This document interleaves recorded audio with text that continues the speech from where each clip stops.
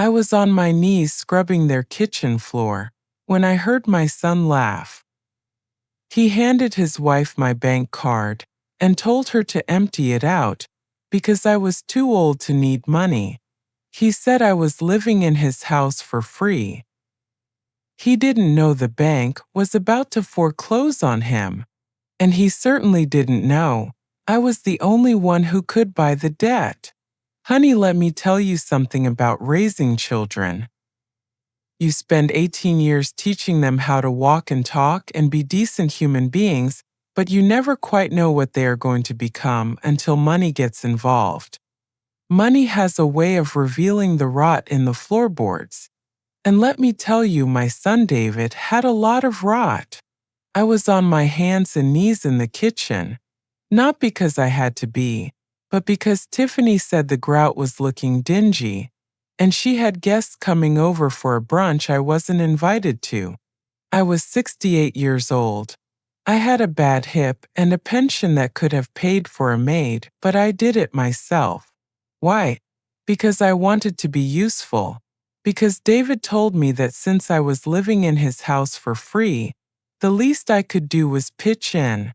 Free. That was the word he used.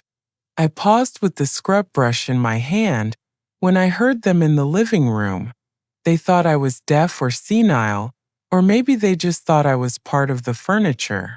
People don't whisper when they talk in front of the help, and that is exactly what I had become in my own son's eyes. The help. David was laughing. It was a loud, arrogant laugh that grated on my nerves. Just take it, babe, David said. She has plenty. I saw the statement on the counter last week. $130,000, just sitting there collecting dust. My heart hammered against my ribs. I had left that statement out by accident for 5 minutes while I was making tea. 5 minutes was all it took. But Tiffany whined, and I could picture her pouting lips perfectly. What if she notices? It is a debit card. It comes right out of the checking account. She won't notice, David said dismissively. Mom hasn't checked her balance since 1998. She buys yarn and cat food. That is it. Besides, you deserve it. You have been wanting that renovation for the patio. Think of this as an early inheritance. An early inheritance. I felt a cold flush spread from my chest to my face. I had worked at the First National Bank for 35 years.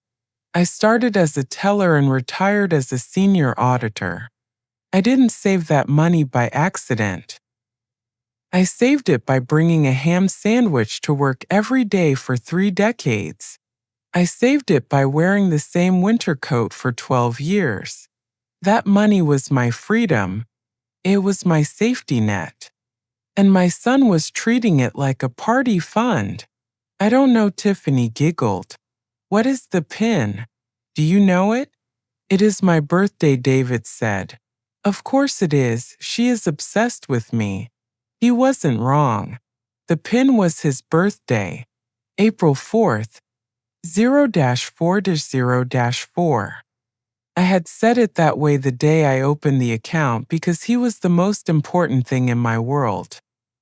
Hearing him use that date as a key to rob me made me feel physically ill. Okay, Tiffany said, but just a little shopping spree. I saw these new patio sets at the design center, and maybe a spa day. I am so stressed with her living here, David. She is always hovering. I know, babe, David soothed her. I know it is hard. But think of the money we are saving on a nursing home. We keep her here, we use her pension for the groceries, and now we have a little bonus. I sat back on my heels. The scrub brush dripped dirty water onto the tile.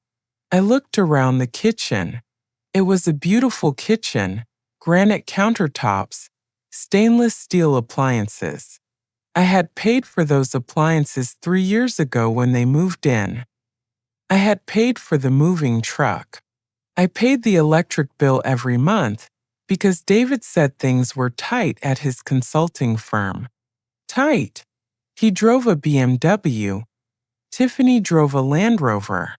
They went to Cabo twice a year. And I was scrubbing their floor. I stood up. My knees popped and protested, but I forced myself upright. I wiped my hands on my apron. I wasn't going to cry. Crying is for people who don't have a plan. And I was an auditor. I always had a plan. I walked over to the kitchen island where my purse was sitting. It was an old leather bag worn at the corners. It looked like the purse of a woman who didn't matter. I opened it. My wallet was right on top. I could hear Tiffany's heels clicking toward the kitchen. She was coming for the kill. I had about 10 seconds. I opened my wallet. In the front slot was my active debit card. The blue one with the chip. The one with $130,000 behind it. But behind that, in a hidden slot where I kept my emergency cash, I had another card. It was the same blue color. It was from the same bank. But it had expired 4 years ago. I kept it to scrape ice off my windshield in the winter. I pulled out the active card. I slipped it into my bra. I pulled out the expired card. I slid it into the front slot of the wallet. I snapped the wallet shut and dropped it back into the purse, just as Tiffany breezed into the kitchen. She stopped when she saw me standing there. She looked me up and down, taking in my messy hair and my stained apron. She sneered. "Martha," she said. She never called me Mom. "Are you done with the floor yet? The brunch starts at 11. "Almost done, dear," I said. My voice surprised me. It was calm. It was sweet. It was the voice of a woman who didn't know she was being robbed. "I just need to rinse it." "Great," she said. She walked over to the island. She reached out and grabbed my purse. "I am going to run some errands before the guests arrive," she said breezily. "I am going to take your car to get it washed too. It looks filthy in the driveway. It is embarrassing." She wasn't taking the car to get it washed. She was taking my car because she didn't want to put mileage on hers. And she was taking my purse because she wanted the card. "Oh, that is so thoughtful of you, Tiffany," I said, smiling. "You are such a help." She froze for a second. She looked at me suspiciously. She was waiting for me to fight back. She was waiting for me to ask why she needed my purse. But I just smiled. "You go have fun," I said. "Treat yourself." She blinked. Then she smiled back. A shark smile. "I will," she said. "Thanks, Martha." She turned and walked out. I saw her pull the wallet out as soon as she cleared the doorway. "Got it," she whispered loudly to David. "Go get him, Tiger," David cheered. The front door slammed. I listened to the engine of my 10-year-old sedan sputter to life and drive away. I was alone in the house with my son. He walked into the kitchen a moment later. He was wearing a silk robe. He was holding a mug of coffee. He looked at the floor I had just scrubbed. "Missed a spot," he said, pointing to the corner with his toe. I looked at the spot. I looked at him. "I will get right on that, David," I said. "Good," he said. "Make me some eggs when you are done. Scrambled with cheese." He turned and walked back to the living room to watch TV. I waited until I heard the volume go up on the sports channel. Then I took off my apron. I dropped it on the floor right on the spot he had pointed at. I wasn't going to make him eggs. I had something much more important to cook up. I walked to the hallway where the mail table was. David always grabbed the mail first. He sorted it into 2 piles, the fun pile and the hide pile. He thought I didn't know about the hide pile. He thought I respected his privacy. He was wrong. I walked softly down the hallway to the small alcove David called his home office. It was really just a desk where he stacked his failures. The door was ajar, and I could hear the drone of the football game from the living room. David was comfortable. He was waiting for his eggs. He thought his mother was in the kitchen obeying orders. He didn't know his mother was about to conduct an audit. I pulled open the bottom drawer of his desk. This was the graveyard of David's responsibilities. He had a habit I recognized from my days at the bank. It is called ostrich syndrome. If you bury the bill deep enough, it doesn't exist. But I knew the truth. Debt is like mold. It grows best in the dark. The drawer was stuffed full. Unopened envelopes, credit card offers. But I was looking for the red ink. In the banking world, red ink is the blood of a dying account. I found it at the very bottom. A thick envelope from Centennial Mortgage. It was already open, which meant he had seen it and chosen to ignore it. The stamp on the front said final notice. I put on my reading glasses. I didn't need them to see the numbers, but I needed them to believe the audacity. Notice of default. Past due amount $12,450. Principal balance remaining $485,000. Foreclosure proceedings to begin on November 1st. I checked the date on my watch. It was October 15th. He was 2 weeks away from losing the house. The house he bragged about to his friends. The house where he let me scrub the floors. He was 3 months behind on the mortgage. I flipped through the other papers in the drawer. It was a disaster zone. Maxed out credit cards. A repo notice for Tiffany's Land Rover. A letter from the IRS about unpaid payroll taxes for his consulting firm. My son wasn't just broke, he was insolvent. He was drowning, and instead of asking for a life raft, he was trying to stand on my shoulders to keep his head above water. That is what the debit card was for. It wasn't for a patio set. It was to pay the arrears. He was going to steal my life savings to patch the hole in his sinking ship, and he wasn't even going to tell me. I felt a wave of nausea, but I pushed it down. This wasn't the time to be a mother. This was the time to be an auditor. And an auditor knows that when a liability becomes too great, you have to liquidate it. I took out my phone. I snapped a picture of the mortgage statement, specifically the loan number and the contact information for the bank's loss mitigation department. I snapped a picture of the default notice. Then I carefully put the papers back, exactly how I found them, messy, chaotic, buried. I walked back to the kitchen. I could hear David yelling at the TV. Come on, catch the ball. I stood by the stove.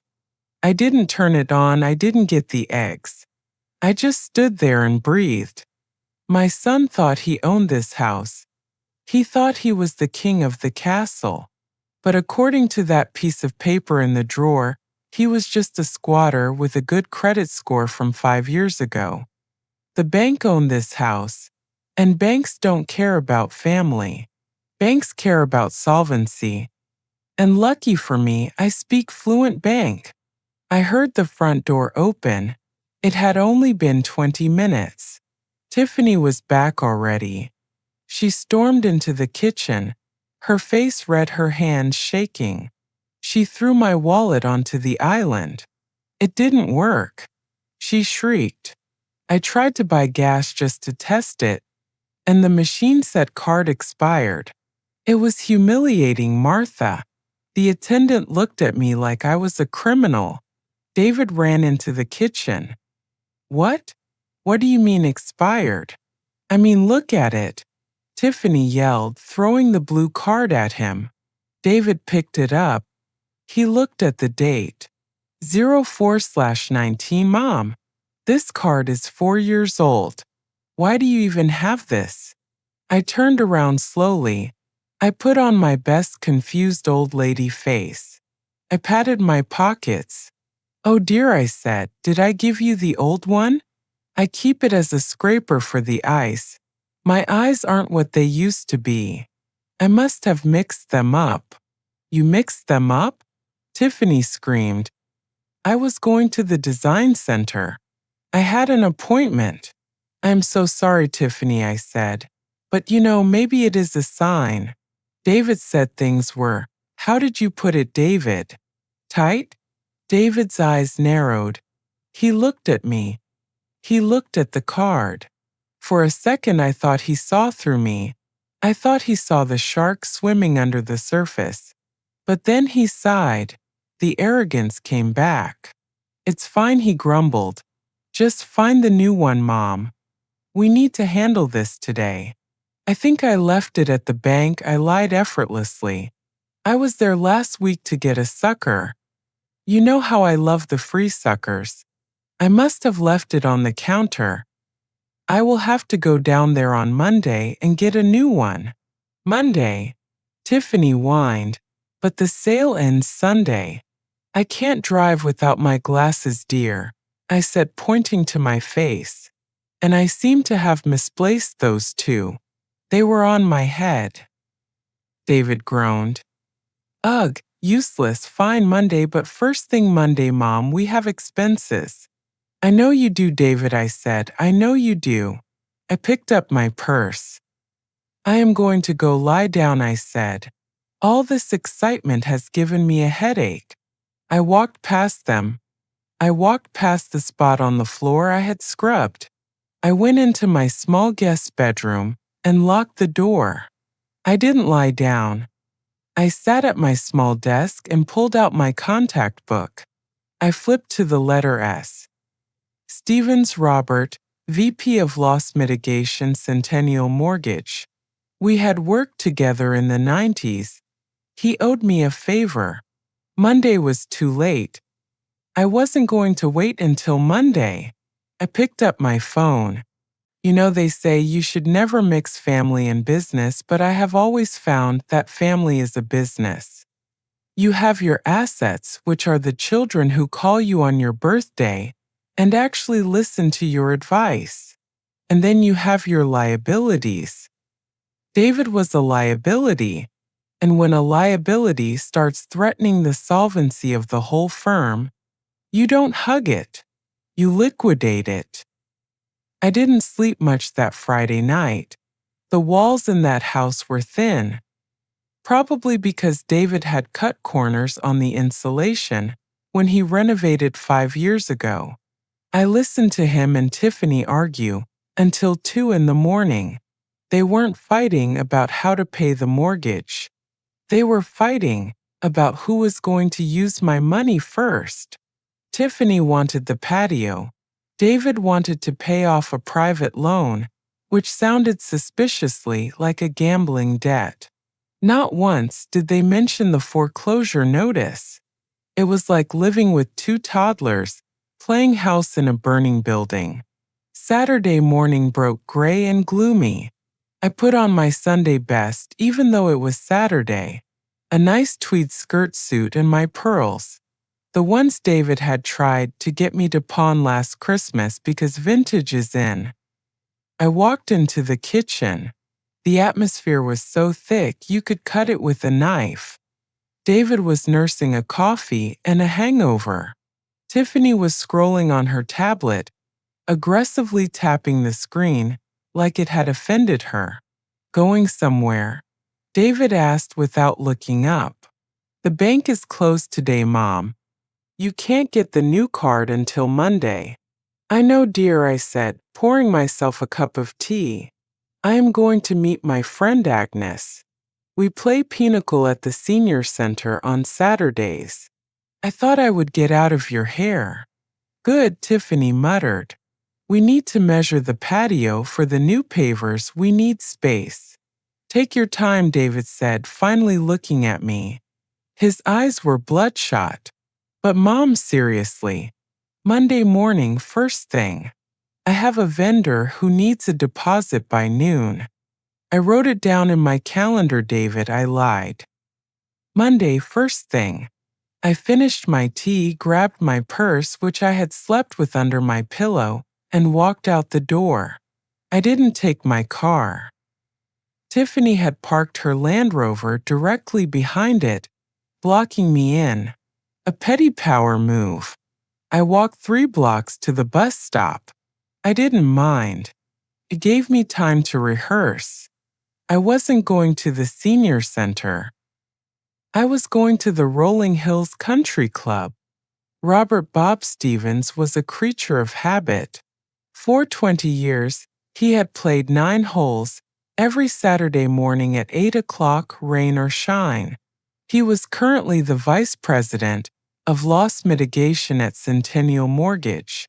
In banking terms, he was the guy who decided who kept their house and who ended up on the street.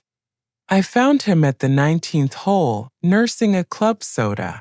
He looked older than I remembered, but then again, so did I. Martha? He asked, squinting as I approached his table. Martha Evans? Is that you? It is, I said, sitting down without waiting for an invitation. Although I go by Martha Higgins now, since the divorce back in '95. Well, I'll be, Bob smiled, putting down his glass. I haven't seen you since the merger. You look sharp. Retired life treating you well? It was, I said. Until yesterday. I reached into my purse and pulled out the folded printout of the foreclosure notice. I had snapped a picture of it and printed it at the library on my way over. I slid it across the table face down. I need to talk business, Bob, I said. Strictly confidential. Bob's smile faded.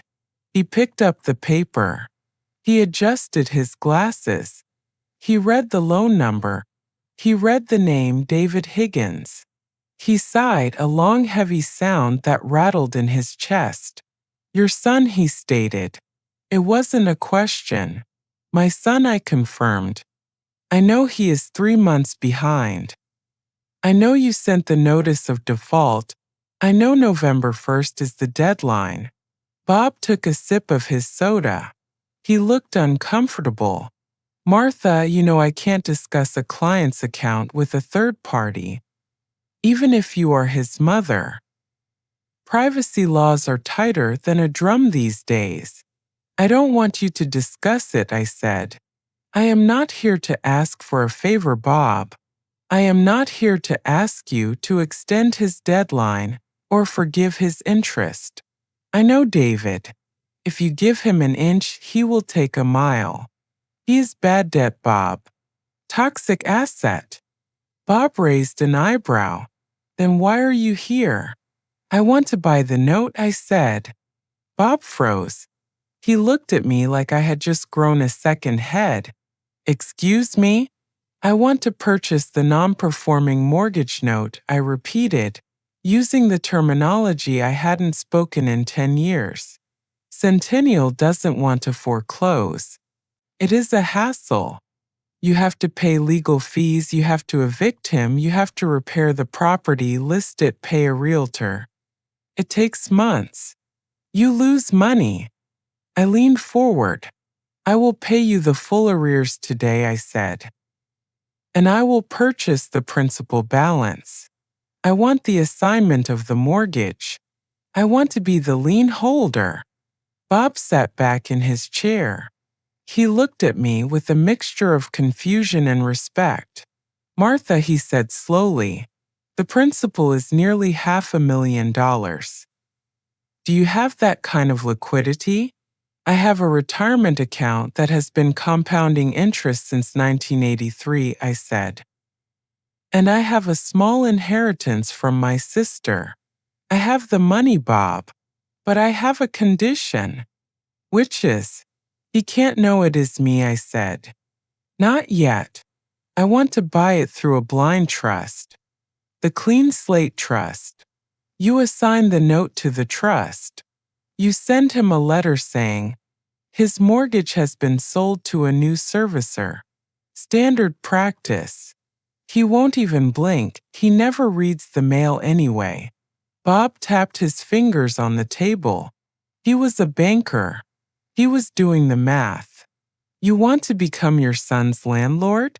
He asked. I want to become his creditor, I corrected. There is a difference. A landlord can be charmed. A creditor just wants to get paid. David needs to learn that the world doesn't run on mommy please.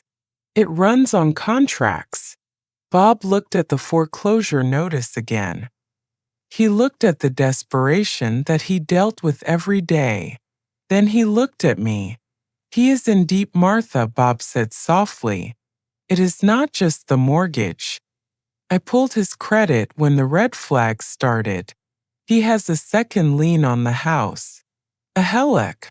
Maxed out. And there is a tax lien pending from the IRS.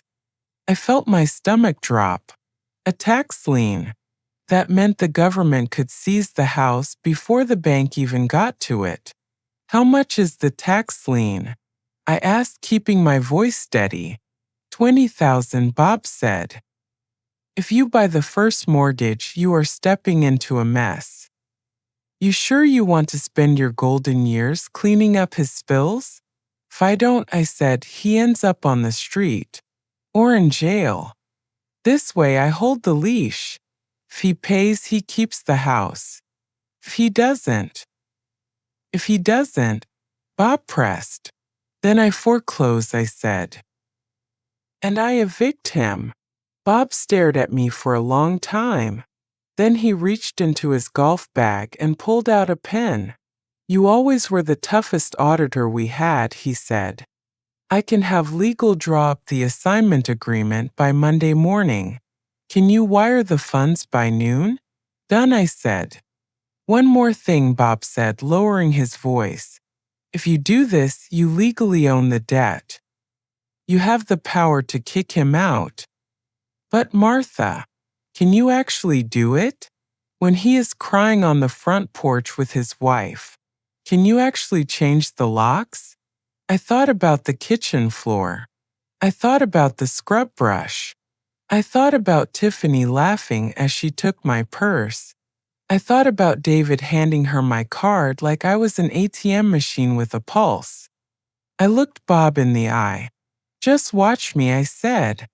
I left the country club with a handshake and a stomach full of butterflies. Not the romantic kind, but the kind you get when you realize you just bet your entire life on a spin of the roulette wheel. I had to move fast. Saturday afternoon was spent at the office of a lawyer I knew from my days at the bank. He was expensive, but he didn't ask questions. By 4 o'clock, the Clean Slate Trust was established. I was the sole beneficiary and the trustee. It was a ghost entity designed to do one thing: own David. When I got home that evening, the house was full of noise. Tiffany had invited her friends over for drinks to celebrate. They were sitting on the furniture I had paid for, drinking wine I had probably bought last week, laughing about their upcoming trip to the spa. David was holding court in the center of the room. Yeah, we are finally doing the patio, he was saying, his voice booming with unearned confidence. I told Martha it was time to upgrade. She agreed to fund it. You know how moms are. They just want to help. I stood in the hallway clutching my purse. I wanted to walk in there and scream. I wanted to tell him that his help was actually a shark in a tweed suit, but I didn't. I walked past the living room like a ghost. Tiffany saw me and didn't even wave. She just rolled her eyes at her friend and took another sip of Pinot Grigio. Sunday was a blur of anxiety. I spent the day in my room, organizing my financial files. I had to liquidate everything. My IRA, the savings bonds my mother left me, the emergency fund. It all had to go into the checking account on Monday morning so I could wire it out by noon. I was draining the well dry to buy the pump. Monday morning arrived with a torrential downpour. It felt appropriate. David was up early, pacing the kitchen. "You're going to the bank, right?" he asked before I even had my coffee. "First thing." "Yes, David," I said. "I am leaving now. Make sure you get the card with the chip," he instructed, pointing a finger at me. "And ask them to increase the daily withdrawal limit. Tell them you are planning, I don't know, home improvements." "I will tell them exactly what I am doing," I said. I drove to the bank in the rain. I didn't go to the drive-thru. I parked and walked in. I sat down at the desk of Sarah, the branch manager, who had replaced me when I retired. She looked worried when I told her what I wanted to do. "Martha, are you sure?" she asked, her hands hovering over the keyboard. "You are liquidating 80% of your portfolio. You are wiring nearly $500,000 to a corporate account for a mortgage servicer. Is someone forcing you to do this? Is this a scam?" I looked at Sarah. She was a good girl. She was trying to protect me. "It is not a scam, Sarah," I said.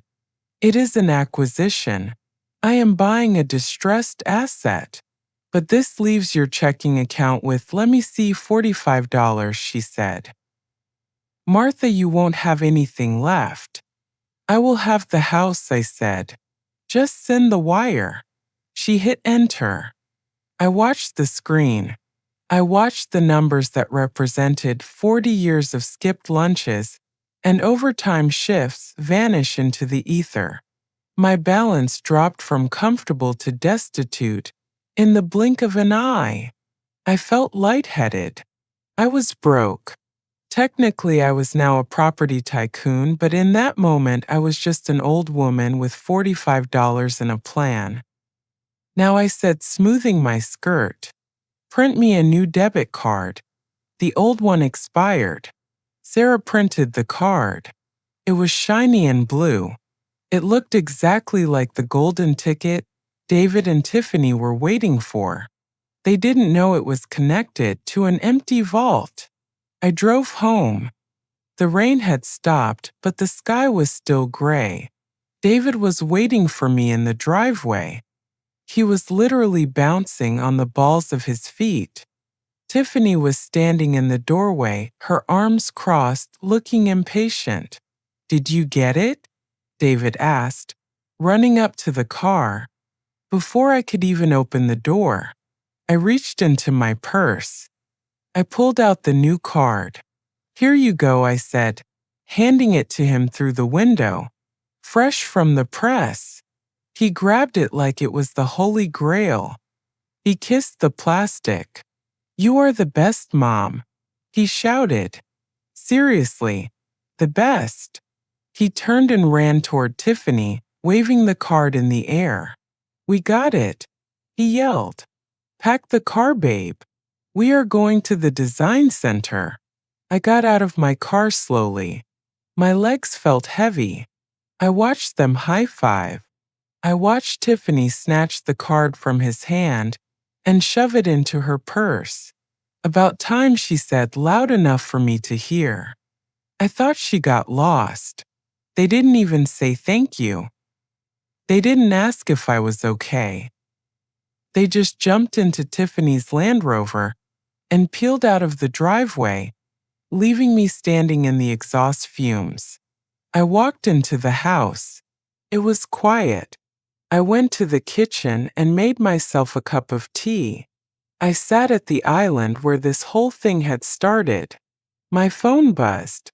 It was a text from Bob at the country club. Wire received.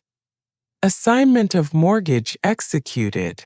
The Clean Slate Trust now owns the note. Congratulations, Martha. You are the bank. I took a sip of tea. It tasted better than any tea I had ever had. I owned the roof over their heads. I owned the floor under their feet. And in about an hour, when Tiffany tried to swipe that card for a $5,000 patio set, they were going to find out that the bank of Mom had just been closed by the regulators. I checked my watch. It was a 20-minute drive to the design center. I decided to start packing. Not my clothes. I went to the linen closet and got the big boxes. I started packing up David's man cave trophies. After all, I needed to make room. The landlord was moving into the master suite. You know, there is a specific sound a car makes when the driver is furious. It isn't just the engine revving. It is the tires screeching on the asphalt and the brakes slamming hard enough to leave rubber on the driveway. I heard that sound exactly 45 minutes after they left. I was in the living room. I wasn't sitting in my usual corner chair, where I knitted and made myself invisible. I was standing in the center of the room. I had taken down the Live Laugh Love sign Tiffany had hung over the fireplace, a sign I detested because there was very little living, laughing, or loving happening in this house, and I had replaced it with my framed certificate of service from the bank. The front door flew open so hard it hit the wall. Bang! Tiffany walked in first. Her face was a mask of running mascara and pure unadulterated rage. She wasn't carrying shopping bags. She was clutching her purse like she wanted to strangle it. David was right behind her. He looked pale. He looked like a man who had just seen a ghost. "You!" Tiffany shrieked, pointing a manicured finger at me. "You embarrassed me. You humiliated me in front of the sales staff. In front of everyone." I stayed calm. I smoothed the front of my cardigan. "Hello, Tiffany," I said. "Back so soon? I thought you were getting the deluxe patio set." The card was declined. David shouted, stepping around his wife. He was sweating. "Declined, Mom. Not expired. Declined. Insufficient funds." The lady ran it 3 times. She cut the card up in front of us. "Oh dear," I said, keeping my voice level. "Insufficient funds? That sounds serious." "Stop playing dumb," Tiffany screamed. She threw her purse onto the sofa. We checked the balance on the app. It says $45. $45, Martha. Where is the money? Where is the $130,000? David grabbed my shoulders. His grip was tight, desperate. "Mom, tell me this is a mistake," he pleaded. "Tell me you moved it to a savings account. Tell me it's just a transfer delay. I need that money. I need it today." I looked at his hands on my shoulders. I looked at his panic. It wasn't concern for me. It was terror for himself. He was thinking about the foreclosure. He was thinking about the tax lien. He was thinking about the house of cards he had built collapsing on top of him. I shrugged his hands off. "It is not a mistake, David," I said. "I moved the money this morning." "Moved it where?" he demanded. "To another bank? Why didn't you tell us?" "I spent it," I said. The room went dead silent. You could hear the refrigerator humming in the kitchen. Tiffany let out a short, hysterical laugh. "You spent it? On what?" "Yarn. Cat food. It has been 2 hours. You can't spend $130,000 in 2 hours." "I bought an investment," I said. "A distressed asset. I decided it was time to diversify my portfolio. Look out for my future. Since I am living for free here, I thought I should secure my own housing situation." David ran his hands through his hair, pulling at the roots. You bought something? Mom, are you insane? That was our safety net. That was my money. Your money. I asked, my voice sharpening. Since when? Did you earn it, David? Did you stand on your feet for 8 hours a day, for 35 years telling people no when they asked for loans they couldn't afford? No. You spent the last 20 years playing CEO with a consulting firm that makes no money. You selfish old hag. Tiffany spat. We needed that.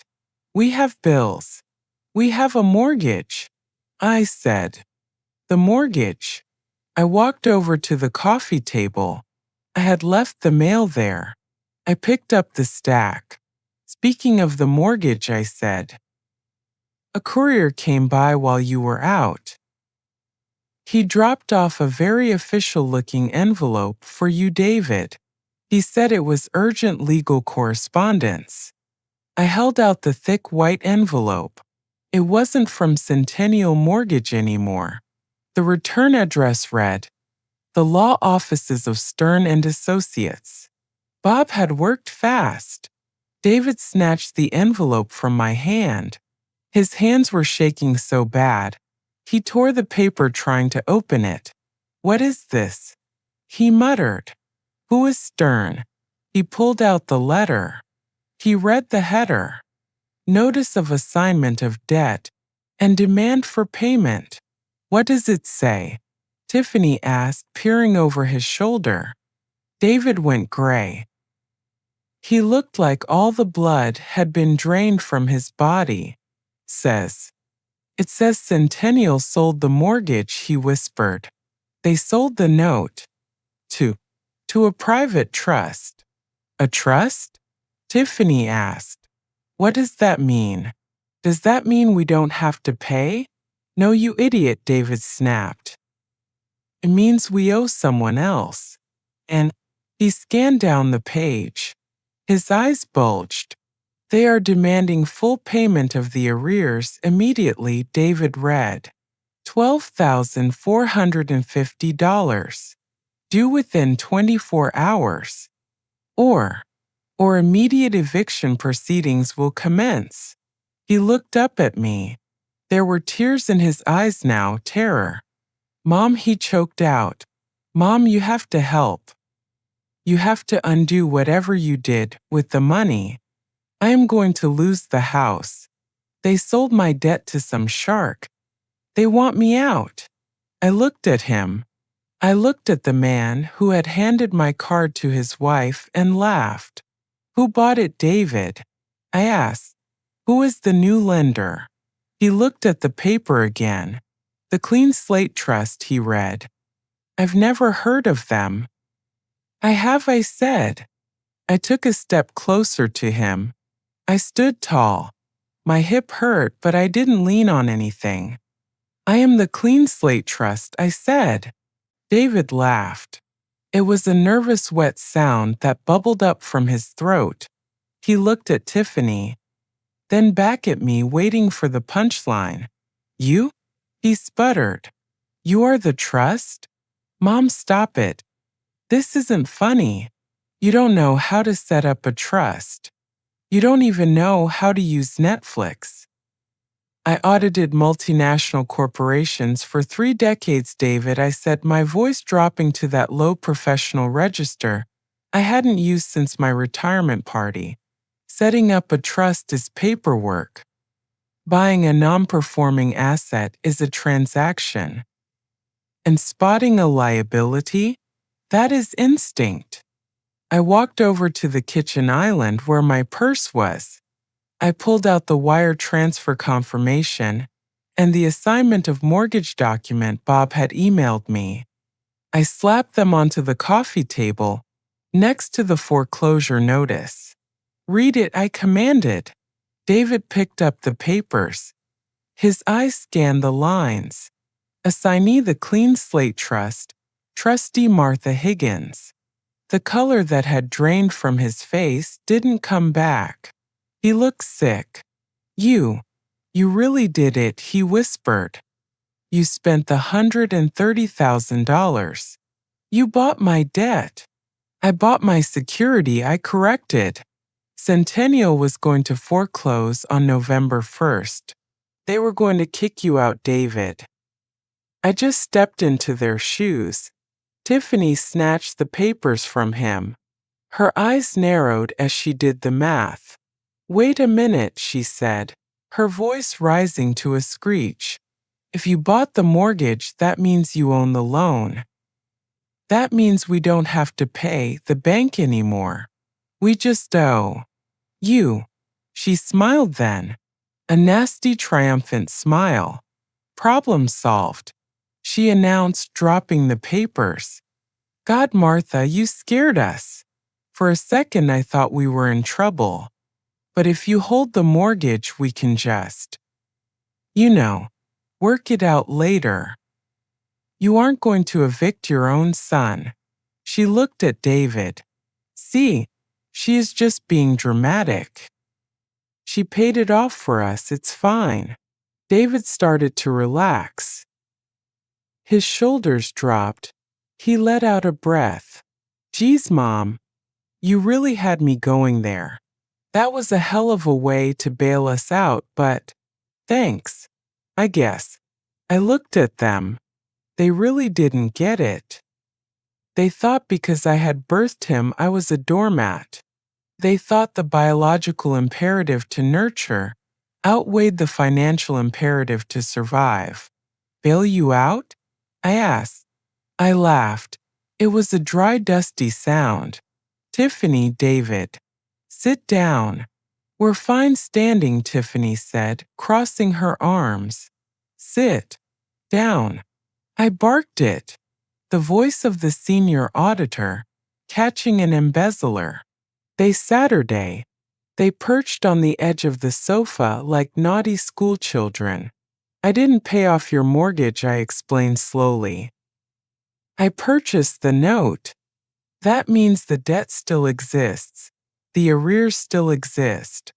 The $12,000 you didn't pay for the last 3 months? You owe that to me now. But Mom, David whined. We don't have it. That's why I needed your card. Then you are in default, I said. And as the note holder, I have rights. Rights I intend to exercise. I walked over to the stack of boxes I had packed earlier. They were sitting in the hallway. What are those? David asked, distracted. Those are my bowling trophies. Why are they in a box? Because I am clearing out the room, I said. Which room? Tiffany asked suspiciously. The master bedroom, I said. Tiffany stood up. Excuse me? That is our room. Not anymore, I said. You see, in the banking world, the asset holder dictates the terms. I own the note on this house. I saved it from the auction block. And I have decided that the pantry-sized guest room is no longer suitable for the owner of the property. I pointed a finger at the master suite door. I am moving into the master, I said. It has the ensuite bathroom, and my hip acts up in the shower. I need the space. You can't do that. Tiffany screamed. My clothes are in there. My vanity is in there. Pack them, I said. You can move into the guest room. Or the garage, I don't really care. David, Tiffany yelled, turning to her husband. Do something. She is kicking us out of our own bed. David looked at me. He looked terrified. He realized finally that the dynamic had shifted. The bank account was gone, the leverage was gone. And his mother was holding a foreclosure notice like a loaded gun. Mom, he said softly, please, you can't be serious. I am very serious, I said. You told me I was living here for free, David. You told me I was a burden. You told your wife to empty my account because I was too old to need money. Well, I found a use for it. I reached into my pocket and pulled out a folded document. I had typed up on my laptop while they were gone. This is a lease agreement, I said, tossing it onto the coffee table. Month to month, tenant at will. David picked it up. Rent? He read. $3,000 a month? That covers the mortgage interest, the taxes, and the insurance, I said. Plus a small convenience fee for the landlord. Me. We can't afford $3,000 a month. David cried. We are broke. Then you better get a second job, I said. Or sell the BMW. Or maybe Tiffany can return some of those shoes. I checked my watch. It is 4 o'clock, I said. I want the master bedroom cleared out by 6. If it isn't, I call Bob at Centennial and tell him to proceed with the legal eviction filing. The paperwork is already drawn up. I just have to sign it. You wouldn't, David whispered. I scrubbed your floors this morning, David, I said, my voice cold. And you laughed at me. Try me. I turned and walked toward the kitchen to make myself a celebratory cup of tea. 2 hours, I called back over my shoulder. Chop, chop. Behind me, I heard Tiffany burst into tears. I heard David swearing. But then I heard the most beautiful sound in the world. I heard the sound of cardboard boxes being unfolded. They were packing. Honey, let me tell you, there is no sleep quite as deep as the sleep of the righteous. For the last 3 years, I had slept on a twin mattress in a room that used to be a pantry. The walls were thin. The window looked out at a brick wall, and the draft from the hallway hit me right in the hip every night. That night, I slept in a king-sized bed with Egyptian cotton sheets. At 6 p.m. sharp, I had stood in the doorway of the master suite with a clipboard. I didn't just let them switch rooms. I conducted a move-out inspection. Carpet stain in the corner, I noted, tapping my pen. Nail holes in the drywall from that ridiculous gallery wall. And the ensuite. Tiffany, did you clean the hair out of the drain? Tiffany was red-faced, dragging a laundry hamper full of designer shoes down the hall. She didn't look at me.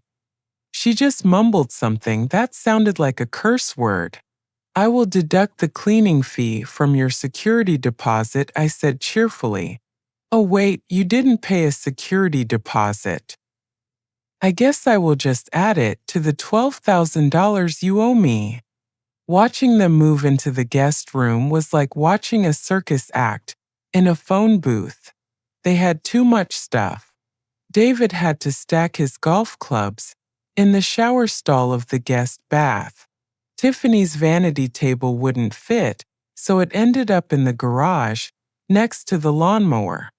They were cramped. They were miserable. They were living exactly the way they had forced me to live. I closed the double doors of the master suite at 8 p.m. I took a long hot bath in the soaking tub. I used Tiffany's expensive bath salts. I figured since she bought them with money, that should have gone to the mortgage I now owned.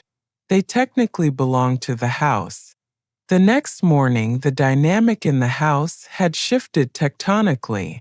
I walked into the kitchen at 7 a.m. Usually, I would be making coffee for David and prepping Tiffany's smoothie. Today, I make coffee for myself. 1 cup. David shuffled in a few minutes later. He looked like he had slept on a pile of rocks. Morning, he grunted, reaching for the coffee pot. That is $5, I said, not looking up from my newspaper. He froze, his hand on the handle. What? Coffee service, I said. It is not included in the lease. Neither is the food in the fridge, by the way. I took inventory last night. If you want eggs, you can drive to the store and buy them. With your own money. Mom, this is insane, David snapped. You can't charge me for coffee in my own house. It is not your house, David, I reminded him, turning the page. It is the asset of the Clean Slate Trust. You are a tenant, and you are currently in arrears. Speaking of which, I pulled a document from under my paper. I need a payment plan for the $12,450 in back pay, I said. Bob at Centennial was kind enough to send over the payment history. You missed August, September, and October. I want a cashier's check by Friday. David poured the coffee anyway, defying me. He took a sip, staring me down. It was a petty rebellion. I don't have $12,000, he said. You know that. You took the only money we had access to. I took my money, I corrected. You have a job, David. You have a consulting firm. Surely you have clients? David looked away. He studied the granite countertop intensely. Business has been slow, he muttered. How slow? Non-existent, he admitted. I haven't had a billing client in 6 months. I've been living on credit cards and borrowing. And the tax lien? I asked. David dropped the mug. It shattered on the floor, splashing hot coffee onto his bare feet. Ow! Damn it! He yelled, hopping around. How? How do you know about the tax lien? Bob told me, I said calmly. $20,000 owed to the IRS. David, they are going to put a lien on this property. And as the mortgage holder, I cannot allow the title to be clouded. Tiffany walked in then, stepping gingerly over the broken ceramic. She looked tired and mean. What is going on? She demanded. Why is there coffee on the floor? And why is she pointed at me, sitting in my spot. It is the landlord's spot now, I said. And we were just discussing the fact that your husband hasn't paid his taxes. Tiffany glared at David. You said you handled that. You said the loan from Vinny covered the taxes. Vinny? I asked. My ears perked up. Who is Vinny? David went pale. He looked at Tiffany with pure venom. She covered her mouth, realizing she had slipped. Nobody, David said quickly. Just a guy. I stood up. I walked over to the hook by the back door where the keys hung. I grabbed the fob for the BMW. Hey! David shouted. Put that back. Collateral, I said, pocketing the keys. If you owe a Vinny and the IRS and me, well, David, you are a high-risk borrower. I am securing my asset. You can't take my car. David screamed. It is parked in my driveway, I said. And unless you want an eviction notice taped to your bedroom door by noon, you will let me keep it until I see a payment. I walked to the back door. Where are you going? Tiffany asked, her voice shrill. I am going to work, I said. Someone in this house needs to know how to generate income. You're retired, David said. I am retired, I said. I took a part-time job at the library. Pays $15 an hour. It isn't much, but it buys my own eggs. I opened the door. Oh, and David, I said, clean up that coffee. If the grout gets stained, it comes out of your deposit. I left them standing in the mess they made. But as I walked to my car, I knew this wasn't over. David was desperate. And desperate men do stupid things. The library was peaceful. It smelled of old paper and dust, a scent that I found infinitely more comforting than the smell of desperation that currently permeated my house. I spent 4 hours organizing the biography section and helping a high school student find sources on the Great Depression. Felt good to be useful. It felt good to be respected. At 2 p.m., my phone buzzed in my pocket. It was a notification from the video doorbell I had installed 3 months ago. One of the few upgrades David hadn't noticed because he never looked at the front door unless a pizza was being delivered. Motion detected at front door. I pulled out my phone and tapped the screen. The video feed loaded. 2 men were standing on my porch. They didn't look like delivery drivers. They wore leather jackets despite the heat, and they looked like they were made of concrete blocks. One of them was pounding on the door with a fist that looked like a ham. The door opened a crack. I saw David's face. He looked terrifyingly pale. I told you David's voice came through the tiny speaker, tinny and shaking. I need a few more days. My assets are frozen. Vinny don't like frozen, the larger man said. Vinny likes liquid. You said you had a rich mother. You said she was gonna pay. David hesitated. I watched him on the screen holding my breath. I watched my son weigh his safety against my life savings. She's not home, David stammered. But she has money. She bought the mortgage. She has cash. Just come back when she's here. I nearly dropped the phone. He was setting me up. He was offering me up to a loan shark to save his own skin. I grabbed my purse. I told the head librarian I had a family emergency. I ran to my car. I broke every speed limit getting home. I wasn't driving out of fear. I was driving out of a cold white-hot fury. I had raised a boy who was selfish, yes, but I didn't think I had raised a coward who would use his mother as a human shield. When I pulled into the driveway, the men were still there. They were leaning against a black sedan, smoking cigarettes on my lawn. David was standing on the porch, hugging himself, looking like he was about to vomit. Tiffany was nowhere to be seen, likely hiding in the guest closet. I parked the car. I got out. I didn't run. I walked. I walked with the slow, deliberate pace of a woman who owns the pavement she is stepping on. The big man flicked his cigarette onto my driveway. Pick that up, I said. The man blinked. He looked at his partner, then back at me. Excuse me? You are littering on private property, I said, stopping 10 feet from them. I am Martha Higgins. I am the owner of this estate. And you are? We're friends of David, the man sneered. We're here to collect a debt. David doesn't have any money, I said calmly. David is insolvent. He has no equity, no income, and his credit score is currently lower than his IQ. David made a whimpering sound from the porch. Mom, please don't provoke them. Shut up, David, I said without looking at him.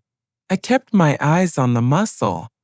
If you are here for the money he owes Vinny, you are in a long line. I hold the first mortgage position. The IRS holds the second position for $20,000 in back taxes. You gentlemen are what we in the banking industry call unsecured creditors. That means you are last. The man stepped forward. He towered over me. He smelled of stale tobacco and intimidation. We ain't a bank, lady, he growled. We don't wait in line. Then you go to jail, I said. I held up my phone. I have a live video feed of this conversation, uploading to a cloud server. I have your license plate number. And I have the local police chief on speed dial. He owes me a favor because I audited his books last year and saved him an audit by the state. I took a step closer to him. I was 5'4". He was 6'2". I didn't flinch. Now I said, you have 2 choices. You can leave my property and take this up with David in small claims court like a civilized human being. or you can stay and I will have you arrested for trespassing, harassment, and littering. And I will make sure the IRS takes a very close look at Vinny's income streams." The man stared at me. He looked at the phone in my hand. He looked at the house. He looked at David, who was practically dissolving into a puddle on the porch. He realized something. He realized that while he might be able to break legs, I could break lives. "You're lucky, Dave," the man muttered. He turned to me. "Tell him Vinny is losing patience. Vinny can get a number," I said. "And pick up that cigarette." The man paused. He glared at me. Then slowly he bent down. He picked up the butt. He got in the car. They drove away. I stood in the driveway until the car disappeared around the corner. My knees were shaking, but I locked them straight. I wouldn't let David see me tremble. I turned to the porch. David was slumped against the door frame, wiping sweat from his forehead. "Oh my God," he breathed. "Mom, you saved me. I thought they were going to kill me. Thank you. I promise I'll pay you back. I'll get a job. I'll save it." I cut him off. I walked up the steps. I stood on the step below him so I could look him in the eye. "You told them to come back when I was home," I said quietly. David froze. "What?" "I heard you on the doorbell camera," I said. "You told them I had cash. You told them to target me." I was panicking." David cried. "I didn't mean it. I just needed them to leave." "You offered up your own mother to a loan shark," I said. The realization was heavy like a stone in my chest.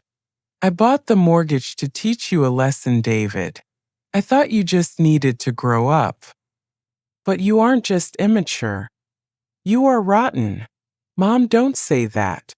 I am the landlord, David," I said. "And I have a zero-tolerance policy for tenants who endanger the property owner." I pulled a folded piece of paper from my purse. It wasn't the eviction notice I had threatened earlier. It was something else. "What is that?" he asked. "This is an offer," I said. "I am going to make you one offer. You have until tomorrow morning to accept it.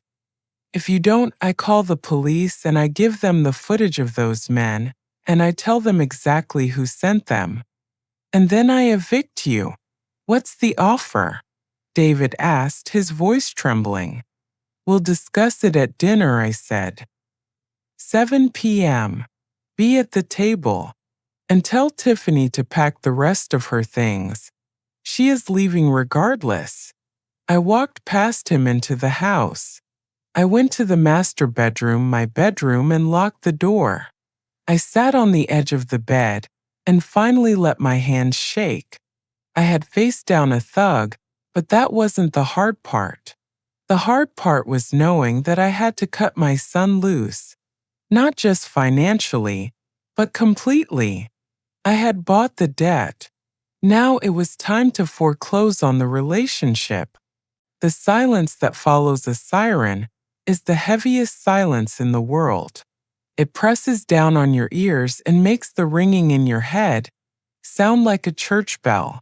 After the police cars pulled away, carrying my son and his wife to the county jail, the house felt enormous. It felt empty, but for the first time in a week it felt clean. Detective Miller stayed behind for a while. He was a good man with kind eyes and a job that showed him the worst of humanity. He was wearing blue latex gloves as he carefully placed the orange pill bottle into an evidence bag. He sealed it with red tape. Then he went to the sideboard and ejected the SD card from the picture frame. "You did good work, Mrs. Vance," he said, pocketing the card. "I've seen confessions in interrogation rooms that weren't this clear." He admitted to the motive, the means, and the opportunity. With the lab results from these pills, the DA is going to go for murder one. Not negligence, premeditated murder. I sat in my chair at the head of the table. I hadn't moved. I was staring at Robert's empty wine glass. The lipstick stain from where Jessica had sipped was still on the rim of hers. It doesn't feel like good work, detective, I said quietly. Feels like an amputation. I cut off a limb to save the body. He was dangerous, Ma'am, Miller said gently. If he owed that kind of money to those kinds of people, you were next. Once the money ran out, or if you held the purse strings too tight, well, we see it all the time. I know, I said. That is why I pressed the button. The next few weeks were a blur of legal meetings and news vans parked at the end of my driveway. The Vance family scandal was front-page news. They called me the Black Widow's mother. I stopped reading the papers. I stopped answering the phone unless it was Charles or the detective. Robert tried to call from jail, collect. I declined every time. I had nothing left to say to him. The recording said everything. About a month after the arrest, Charles came to the house. He looked better. The stress lines around his eyes had softened. He carried a briefcase, but this time, he didn't look like he was carrying the weight of the world. Coffee? I asked, pouring him a cup in the sunroom. Please, he said. He sat down and opened his case. The arraignment is over. They both pleaded not guilty, of course, but their lawyers are scrambling. Jessica is already trying to cut a deal. She claims she was coerced. She's offering to testify against Robert in exchange for a reduced sentence. Let her, I said, sipping my tea. They deserve each other. What about the sharks? The debt? That is the interesting part, Charles said, a grim smile playing on his lips. Since Robert is in federal custody and his assets have been frozen as proceeds of attempted fraud, the private lenders have backed off. They don't like federal attention. They wrote off the debt as a loss. Robert is safe from them at least. He traded the sharks for the wolves in the prison yard. And the estate? I asked. Probate is moving forward, Charles said. But we have a decision to make, Eleanor. The codicil, the trust. Technically, under the Slayer rule, a murderer cannot inherit from their victim. Robert is automatically disinherited by law once convicted. But that process takes time. And until then, the money sits there. I looked out the window at Arthur's rose garden. It was starting to bloom. He loved those roses. He used to say that you have to prune the dead wood to let the new flowers grow. I don't want the money sitting there, Charles I said. I don't want a single penny of the money Robert killed for to sit in an account with his name attached to it, even hypothetically. I want it gone. Gone. Charles asked. Eleanor, it is millions of dollars. You need to live. I have my pension, I said. I have the house, I have enough. Arthur made his fortune building things. I want his money to keep building things. Specifically, I want it to build something that fixes broken hearts. I turned to Charles. Do you remember the Heart Institute at the university? I asked. The one where Arthur had his surgery 5 years ago? I do, Charles said. Draft the paperwork, I said. I am liquidating the investment portfolio. All of it. The part that would have been Robert's and the part that is mine. I am keeping a modest rainy day fund, and the rest goes to them. Charles stared at me. You're donating the entire fortune? Yes, I said. But I have one condition, a specific naming right. The Arthur Vance wing? Charles guessed. No, I said. I want it to be named the Arthur Vance Center for Cardiac Research. But I want a plaque, a very specific plaque right in the lobby where everyone can see it. What do you want it to say? I smiled. It was the first genuine smile I had felt in weeks. I want the plaque to read, I said, looking Charles dead in the eye. The Arthur Vance Center, funded entirely by the forfeited inheritance of Robert Vance. Proof that a strong heart always outlasts a greedy hand. Charles choked on his coffee. He coughed, wiping his mouth with a handkerchief. Eleanor, that is permanent. It will be there for 100 years. Robert's children, if he ever has them, will see it. Good, I said. Let it be a history lesson. I don't want his name scrubbed from history, Charles. I want it remembered exactly for what it is. He wanted to be famous. He wanted a legacy. Fine, I will give him one. He will be the man who accidentally cured heart disease because he was too greedy to work for a living. Charles smiled then. It was a genuine smile. I'll draw it up. The dedication ceremony took place a year later. It was a crisp autumn day, much like the day Arthur died. The leaves were turning gold and red. The hospital lobby was packed. There were doctors in white coats, donors in suits, and the press. The flashbulbs popped as I cut the red ribbon. I wore a bright blue dress. No more black, I was done mourning. When they unveiled the plaque on the wall, there was a collective gasp from the reporters. They scribbled furiously in their notepads. It was the perfect ending to the Black Widow's mother saga. The headline the next day read, "Widow turns blood money into life support." I heard later, through a guard who knew a friend of a friend, about the day Robert saw the news. He was sitting in the common room of the federal penitentiary. He had been sentenced to 25 years without parole. The judge had called his crime chillingly calculated. He was watching the small TV mounted in the corner of the cage. When the news report came on, when they showed the plaque with his name on it, not as a donor but as a cautionary tale, he apparently stood up and threw his plastic lunch tray at the screen. He screamed until they dragged him to solitary. He realized then that I hadn't just taken his freedom, I had taken his name. I had turned his greed into my husband's glory. It has been 2 years now. The house is quiet, but it is a good quiet. I went back to work in a way.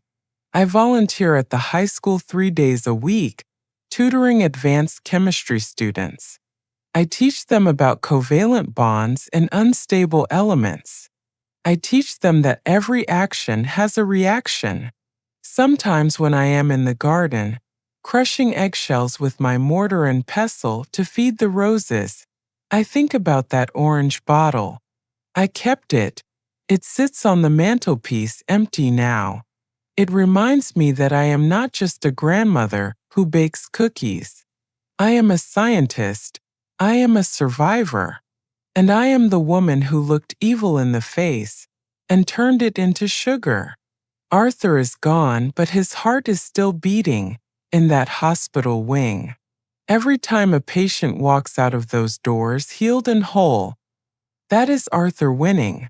And Robert, he is exactly where he belongs, in a box, just like the one he tried to put his father in. Well, friends, that is the story of how I served my son his just desserts. It is a hard thing to realize your child is broken, but it is a harder thing to let them break you. I chose to survive. What would you have done? Would you have called the police? Or would you have tried to handle it quietly? Let me know in the comments. And if you enjoyed this story of justice served cold and sweet, make sure to like and subscribe. I have a lot more stories in my recipe book. Until next time, check your labels and hug your loved ones.